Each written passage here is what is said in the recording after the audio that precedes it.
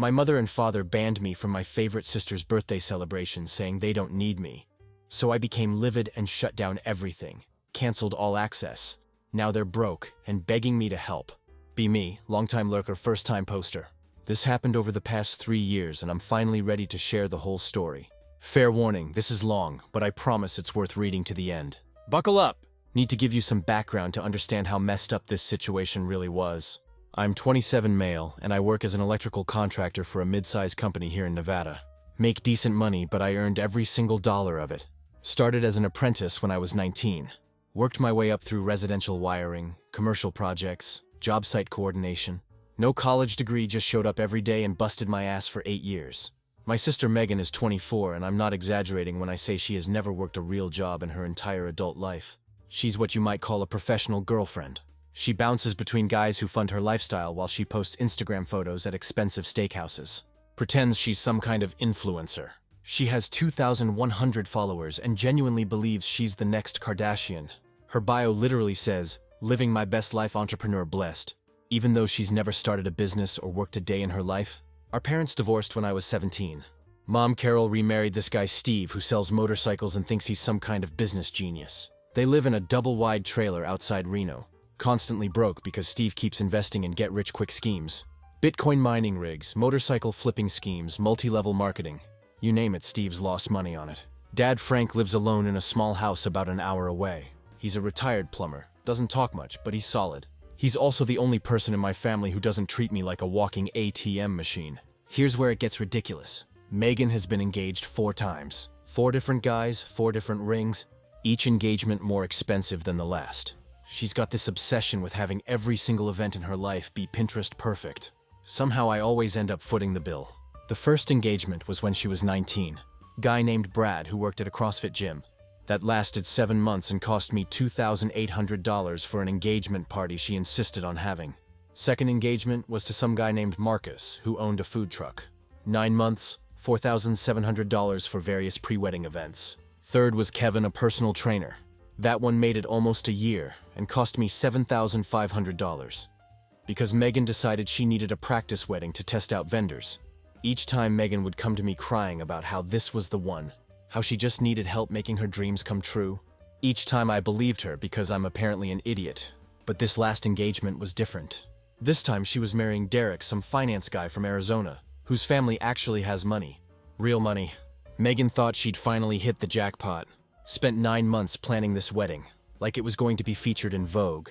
Everything had to be luxury or exclusive or whatever buzzword she learned from TikTok that week. She'd send me Pinterest boards with captions like, "This is my vision and I won't settle for less than perfection." The problem started right from day one. Derek's family set a budget of $42,000 for the entire wedding. For most people, that's incredibly generous. For Megan, it was basically poverty.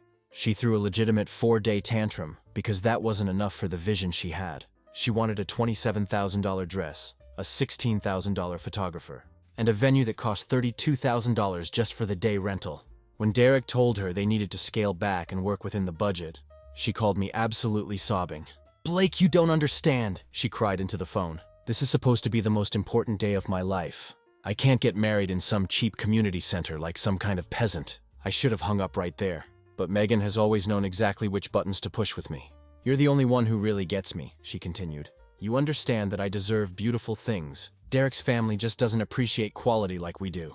So like the complete sucker I am, I started helping. First, it was just $1,100 for dress alterations, because the designer dress needed to be customized to her vision.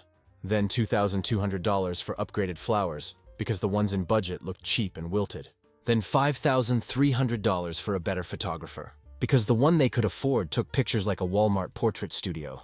Every single time I sent money, Megan would post about how blessed she was, how everything was coming together perfectly, never once mentioning where the money was actually coming from. Her Instagram stories were constant updates. "OMG, you guys, we found the perfect orchids. The photographer we booked is absolutely amazing. This dress is everything I dreamed of." Meanwhile, I was quietly transferring thousands of dollars from my savings account, money I'd been putting away to buy my own condo, so my sister could have her Pinterest wedding. Then came the venue disaster. The place Megan wanted required a $19,500 deposit up front. Derek's family said absolutely not. That was nearly half their entire budget just for the location. Megan called me at work completely hysterical. Blake, please, you have to help me. My entire wedding is ruined. Derek's parents are being so unreasonable and cheap. They don't understand that this venue is the only place that matches my aesthetic. I've been planning around this location for months. She was crying so hard she could barely speak. You know how important this is to me? You're the only one who really cares about my happiness. Everyone else just wants me to settle for mediocre things. Like an absolute fool, I paid the deposit. $19,500 gone from my account in one afternoon. Over the course of 7 months, I spent $49,200 on Megan's wedding. That's more than half my annual salary. Money I'd been saving for years to buy a condo, gone. Money I'd put aside for my own future, completely wiped out. But Megan kept telling me I was her hero, that she'd never forget how much I loved her. She promised that Derek's family would reimburse me for everything. Once they saw how perfect the wedding turned out, spoiler alert, they never had any intention of paying me back. Last Wednesday, I was on a job site finishing up some electrical work, when I got a text from Mom. Emergency family meeting tonight, your presence is required. I should have known something was up. Mom only calls family meetings when she wants to gang up on someone about something. I showed up at Mom's place that evening, still covered in drywall dust and construction grime. Megan's BMW was in the driveway. The one she bought with money from her previous ex-boyfriend before she dumped him for Derek. Inside, everyone was sitting around the kitchen table like some kind of intervention. Mom, Steve, Megan, and even Derek were there. Megan was wearing what looked like a $350 sweater. Had obviously just come from getting her nails done. Blake, sit down, Mom said in that fake sweet voice she uses when she wants something. What's this about? I've got work early tomorrow. Megan spoke up first, not even bothering with pleasantries. Derek and I have been talking to his parents, and we've decided that maybe having you at the wedding isn't the best idea. I just stared at her. What the hell does that mean? Language! Mom snapped automatically. No, seriously, Megan, what does that mean? Derek cleared his throat. He's one of those guys who wears polo shirts unironically. Talks like he's in a board meeting all the time. Blake, we really appreciate everything you've done to help out. But Megan's been expressing some concerns about certain behavioral patterns you've been exhibiting lately. My behavioral patterns?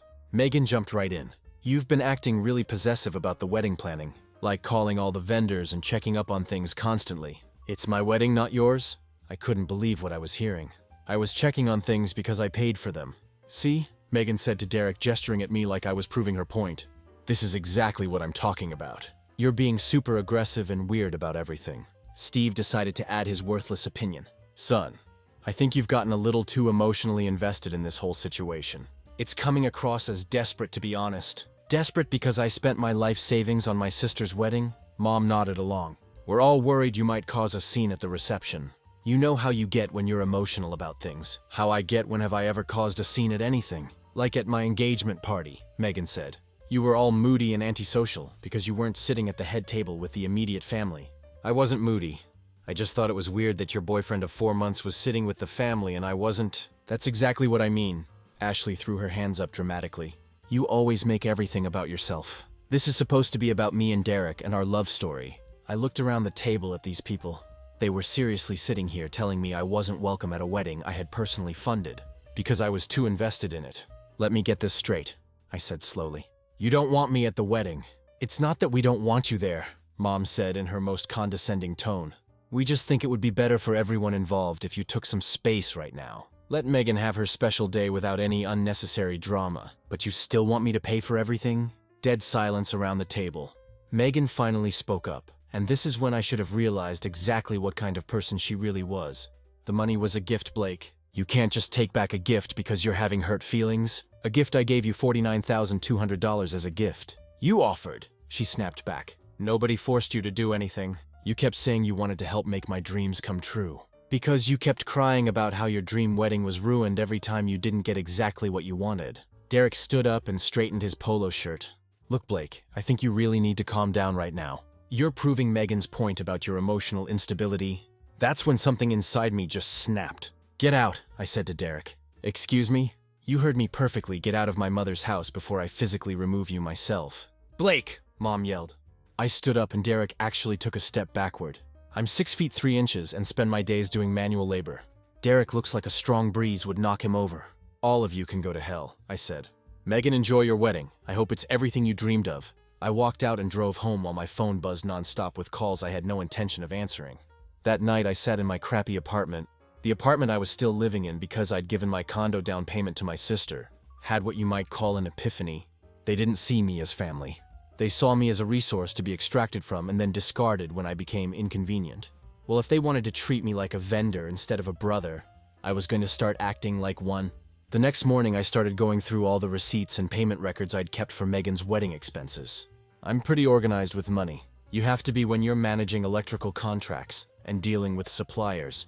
What I found made me want to throw my laptop out the window. That $5,300 I gave her for upgraded flowers.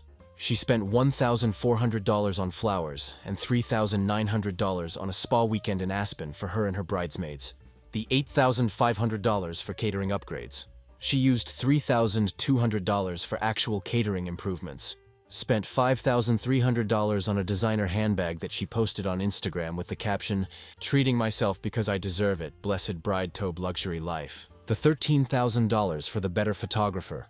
She booked a $4,200 photographer and spent the rest on her bachelorette party in Vegas.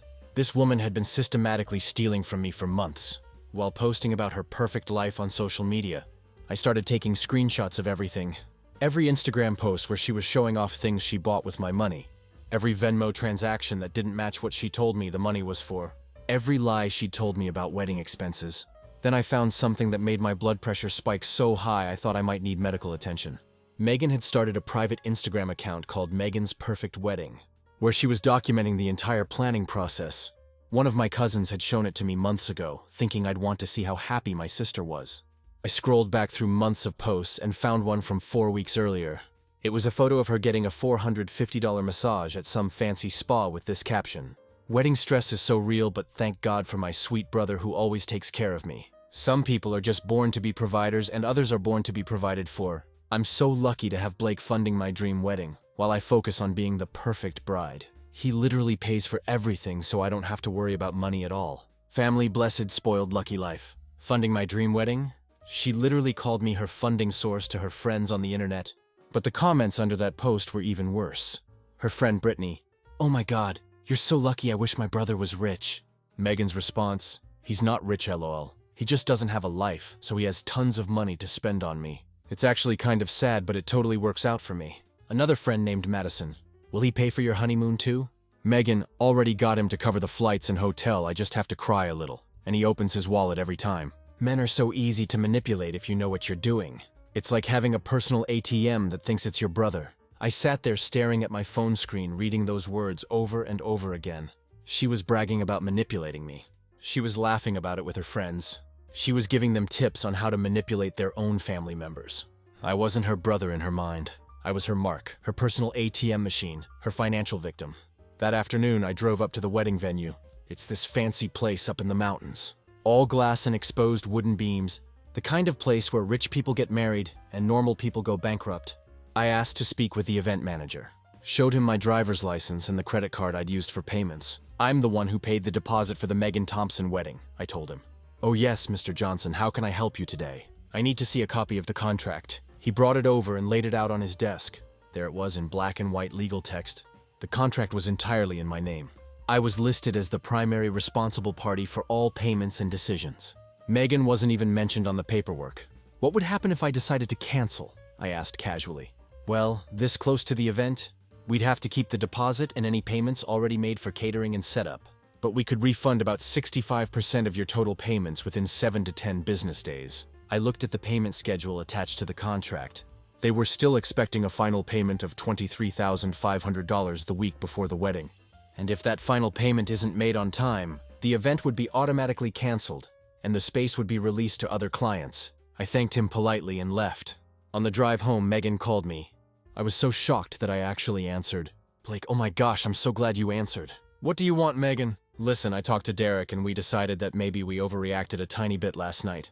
You can totally come to the wedding. Can I now?" "Yes, but we need to establish some ground rules first. Like you need to promise not to make any speeches or mention anything about money stuff. And maybe don't talk to Derek's parents too much.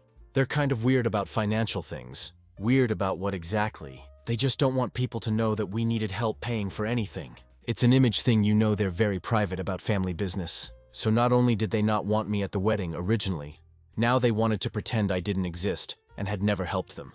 Also," Megan continued cheerfully, We're going to need that final payment for the venue by Friday. It's like $23,500 or something. Can you handle that for us? $23,500 after telling me I wasn't welcome. After she spent months bragging to her friends about manipulating me.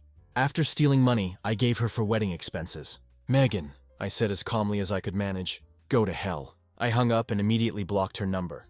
Then I called the venue back. I'd like to cancel the Megan Thompson wedding, I told the venue manager when he answered.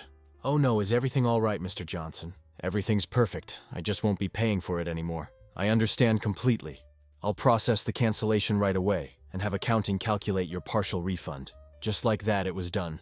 No venue 4 days before the wedding. Next, I logged into my online banking and started systematically canceling every automatic payment I'd set up for Megan over the years. Her car payment, which she'd convinced me to take over temporarily 9 months ago when she was between opportunities. Her credit card payments, her gym membership, her phone bill. Even her Spotify premium subscription. Then I remembered something that made me smile for the first time all week. About a year ago, Megan had gotten into some legal trouble. A car accident where she was at fault but didn't have insurance. She was going to get sued for like $16,500. So I hired her a lawyer. The lawyer required an $11,000 retainer up front.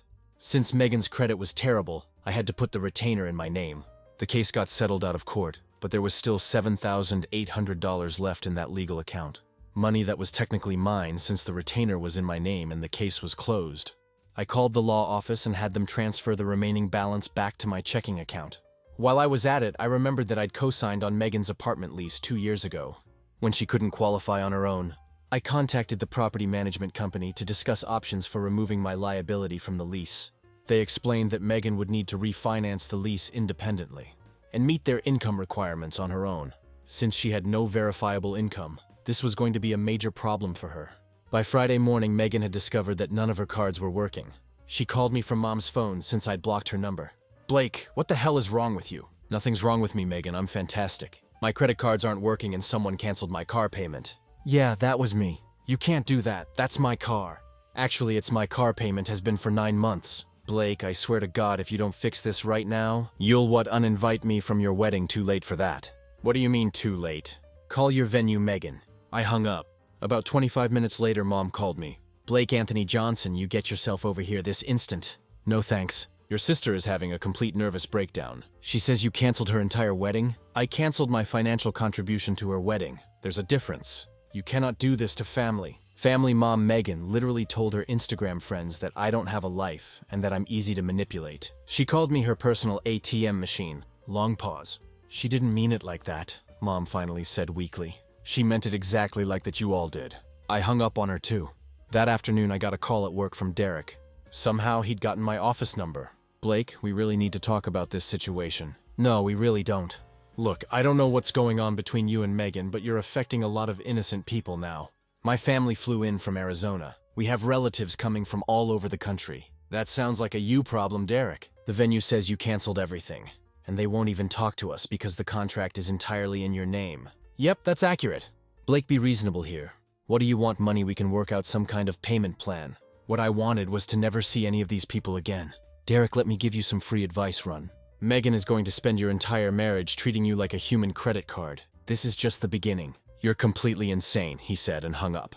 By Friday evening, the panic had really set in on their end. I was getting calls from relatives I hadn't heard from in literally years. Aunts, uncles, cousins, all wanting to know what was happening. The story Megan was telling everyone was that I had sabotaged her wedding because I was mentally unstable and jealous of her happiness. She was posting increasingly unhinged messages on Instagram about fake family members and betrayal, and people who can't stand to see others succeed. But here's the beautiful part. Derek's family was pulling out of the wedding entirely. Apparently, when they found out that the groom's family wasn't actually paying for anything, and that the whole event was being funded by the bride's unstable brother, who had now canceled everything, they decided this wasn't the kind of family they wanted to be associated with. Derek called off the engagement Friday night. Megan showed up at my apartment Saturday morning at 6:30 a.m., pounding on my door like a maniac. I didn't answer, but I could hear her yelling in the hallway. Blake, I know you're in there. You ruined my entire life. You destroyed everything. My neighbor came out of his apartment and told her to keep it down, or he'd call security. This is between me and my brother, she screamed at him. Lady, I don't care if it's between you and the Pope. Shut up or I'm calling the cops. She kept yelling for another 20 minutes before finally leaving. That's when I knew I'd won. The fallout over the next few weeks was absolutely glorious to watch from a safe distance. First, Meghan tried desperately to book another venue for the same weekend. Turns out when you call wedding venues 4 days before your event asking for immediate availability, they either don't have any openings or they charge you triple the normal rate because you're desperate. She found exactly one place that could accommodate her on such short notice. A VFW hall that looked like it hadn't been updated since 1978. But they wanted $16,500 cash up front. Meghan didn't have $16,500. She didn't even have $1,650. She tried applying for emergency credit cards to cover the costs. But her credit score was somewhere around 490, thanks to years of financial irresponsibility. Banks were literally laughing at her applications. So she did what she always does when she needs money. She started calling every family member she could think of, begging for loans.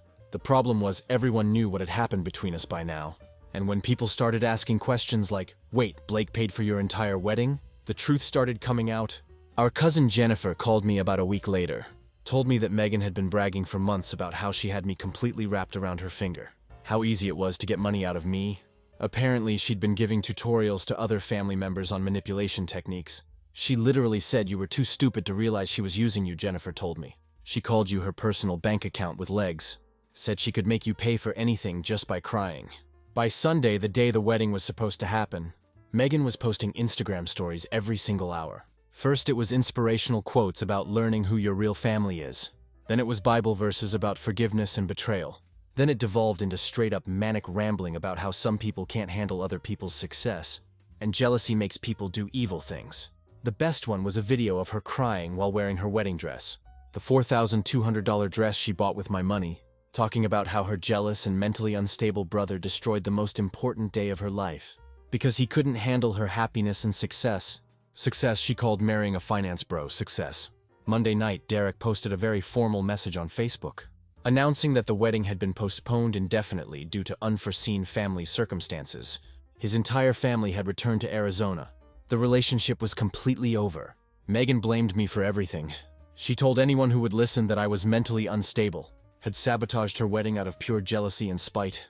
But here's the thing about burning bridges: eventually you run out of places to go. 4 weeks after the wedding that never happened, Meghan's entire fake lifestyle started crumbling like a house of cards. Without Derek's family money backing her future, and without my money supporting her current lifestyle, she couldn't afford to maintain her image anymore. The BMW got repossessed after she missed 4 consecutive payments. Her credit cards got maxed out and then canceled. Her apartment complex started eviction proceedings when she couldn't make rent. And I was no longer liable as a co-signer. She had to move back in with Mom and Steve in their double-wide trailer, which was absolutely hilarious because the place barely had room for 2 people, let alone 3 adults. But the real karma came when her Instagram presence completely collapsed. Turns out when you're not posting photos from expensive steakhouses, luxury vacations, and designer shopping trips anymore, people lose interest really fast. Her follower count went from 2,100 to about 750 in less than a month. Meghan tried desperately to get a job, but she had 0 work experience and no marketable skills. Her resume was basically looked pretty on Instagram for 6 years. She applied to be a hostess at Olive Garden, and they didn't even call her back. Meanwhile, my life was improving dramatically. I took all the money I'd been wasting on Meghan's ridiculous lifestyle. Put a down payment on a nice condo. Nothing fancy, but it's mine. I also bought a new truck and started dating a woman named Jessica who works as a nurse. Actually has her own career and money. When Jessica found out what had happened with my family, she was absolutely shocked. Your sister literally called you her personal ATM, and they still expected you to pay for her wedding. That's pretty much the size of it. Blake, that's not a family, that's a financial abuse situation. She wasn't wrong. About 3 months after the wedding disaster, I was at Home Depot buying supplies for a bathroom renovation. When I ran into Mom, she looked like she'd aged 12 years in 3 months. Blake, we really need to talk. No, we really don't. Your sister is struggling, really struggling. Good, maybe she'll learn something. She's been severely depressed ever since Derek left. She barely gets out of bed. Maybe she should try getting a job like normal people. Mom grabbed my arm. Blake, please, she's your sister. She made some mistakes, but she's still family. I looked down at her hand on my arm, then back at her face. Mom, let me explain something to you. Meghan didn't make mistakes. She ran a systematic con game on me for 9 years. She stole my money, lied to my face about what she was spending it on, and then bragged about manipulating me to her friends online. That's not a mistake, that's deliberate financial abuse. She's learned her lesson. Has she actually apologized for what she did? Has she admitted that her behavior was wrong? Or is she just sorry that she got caught and lost her meal ticket? Mom couldn't answer that question. That's what I thought, I said and walked away. But the real breaking point came in January. Christmas had always been a big deal in our family. Even after Mom and Dad divorced, we'd all get together at Mom's place for dinner and gift exchange. It was one of the few times everyone pretended to get along and act like a normal family. This year I wasn't planning to go. Jessica and I were going to spend the holidays with her family in Utah. But Dad called me the week before Christmas and asked if I'd reconsider. "I know things are really bad between you and the others," he said quietly. "But I miss having Christmas with my son. It's not the same without you there." Dad's a good man. He never asked me for money, never treated me like an ATM, never took sides in family drama. If he wanted me there, I'd make the effort. I showed up Christmas Eve carrying presents for Dad and a bottle of sparkling cider for dinner. Megan was there, and the transformation was shocking. She'd gained at least 35 pounds. Her hair looked like she hadn't washed it in a week. She was wearing sweatpants that looked like she'd been sleeping in them for days. 7 months ago, she was posting Instagram selfies every day acting like some kind of celebrity influencer. Now she looked like she'd been hit by a freight train and left on the side of the road. Mom had clearly told everyone to be on their best behavior because dinner was awkward but relatively peaceful. Megan barely spoke during the meal, just pushed food around her plate and stared at her phone with dead eyes. After dinner, Mom started the traditional gift exchange. It was mostly small stuff, gift cards, books, bottles of fancy olive oil. When it came to Megan's turn to give out gifts, she handed everyone plain white envelopes. "I made these myself," she said quietly, not making eye contact with anyone. Inside the envelopes were handwritten, "IOUS. Good for one home-cooked dinner when I get back on my feet. Good for one day of babysitting when I find steady employment. Good for help with household chores when I have my own place again." It was actually kind of pathetic. Then Megan handed me an envelope that was thicker than the others. "Blake," she said, looking directly at me for the first time all evening. "I wrote you something special. Would you please read it out loud? I want everyone to hear this." "Megan, I don't think that's a good idea." "Please, I need everyone to hear what I have to say." I opened the envelope and found a 6-page handwritten letter. Megan nodded at me to start reading, so I began. "Blake, I know you probably hate me more than anyone has ever hated another person. And I know I deserve every bit of that hatred. I've spent the last 7 months thinking about what I did to you, and I finally understand how horrible I was." I looked up at Megan. She was crying, but not the fake manipulative tears I was used to seeing. These looked real. "I manipulated you for years. I treated you like a bank account instead of a brother. I stole money you gave me for wedding expenses and spent it on myself. I bragged to my friends about how easy it was to get money out of you. I called you my personal ATM machine and laughed about how I could make you pay for anything just by crying." The room was completely silent. Even Steve wasn't running his mouth for once. "I never saw you as a person with your own needs and dreams. I only saw you as someone who existed to fund my lifestyle and make my problems disappear. I convinced myself that you owed me that money because you were my brother. Like being related to me meant you were obligated to pay for my life." Megan's voice was getting shaky, but she gestured for me to keep reading. "I lost Derek because he finally realized what kind of person I really am. I lost my friends because they were only around for the money and free stuff. I lost my apartment, my car, my entire lifestyle. But the worst thing I lost was my brother's love and respect. And I know I can never get that back." She pulled out another piece of paper from her purse. "I've been working with a therapist, and she helped me write down everything I did wrong. Every lie I told, every dollar I stole, every manipulation I used. I want you to have this as proof of what I did in writing, so you know I'm finally being honest about everything." It was a detailed, signed confession of everything. Every lie, every stolen dollar, every manipulation technique she'd used on me over the years. "Blake, I don't expect you to forgive me. I don't expect you to ever want to see me again. I know I destroyed the most important relationship in my life because I was selfish and greedy and entitled. But I needed you to know that I finally understand what I lost." Megan stood up from the table. "I also want everyone to know that I'm leaving Nevada. I got accepted into a dental hygienist program in Tucson. It's the first time in my adult life that I've ever tried to accomplish something with my own efforts. Using my own money that I earned from a part-time job I actually got myself." She walked over to where I was sitting. "I don't expect you to help me with school. I don't expect you to ever want a relationship with me again. But I needed you to know that I'm genuinely sorry. Not because I got caught, not because I need something from you, but because I finally hate who I was and what I did to the best person in my life." Megan hugged. Dad gave Mom a quick kiss on the cheek and walked out of the house. I sat there holding her confession letter, not sure what to feel. The silence lasted about 45 seconds before Mom broke it. Blake, you could help her with school expenses? Give her a chance to start over and prove she's changed. I looked at Mom like she'd completely lost her mind. Mom, did you not hear a single word of what she just said? She spent 9 years systematically using and manipulating me. One apology doesn't erase that, but she's really trying to change and improve herself. That's great for her. She can change and improve on her own dime. I folded up the confession letter and put it in my jacket pocket. Not because I was planning to use it legally, but because it felt like closure. Megan left for Tucson 3 weeks later. I haven't heard from her since, and I don't want to. 16 months later, I'm engaged to Jessica. We're planning a small wedding next spring. Maybe 45 people, nothing fancy or expensive. Just family and friends who actually care about us as people. Dad's walking me down the aisle since Mom can't be bothered to show up to events she's not paying for. Megan obviously won't be there. I heard through the family grapevine that she's doing okay in her program. She's working part-time at a dental office and living in a tiny studio apartment. Apparently, she's lost weight, deleted all her social media accounts. Actually seems to be building a real life for herself. Good for her, I guess, but that's not my problem or responsibility anymore.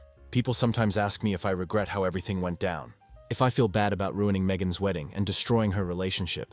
The answer is absolutely not. I didn't ruin her wedding. Her own greed, entitlement, and manipulation ruined her wedding. I just stopped being her victim. The best part about all of this, my life is infinitely better without her in it. I've got money in the bank for the first time in years. A woman who loves me for who I am rather than what I can provide. And a real family, Dad and Jessica's relatives who treat me like a human being instead of a financial resource. Megan can keep her apology letter and her promises to change. I've got everything I need without her.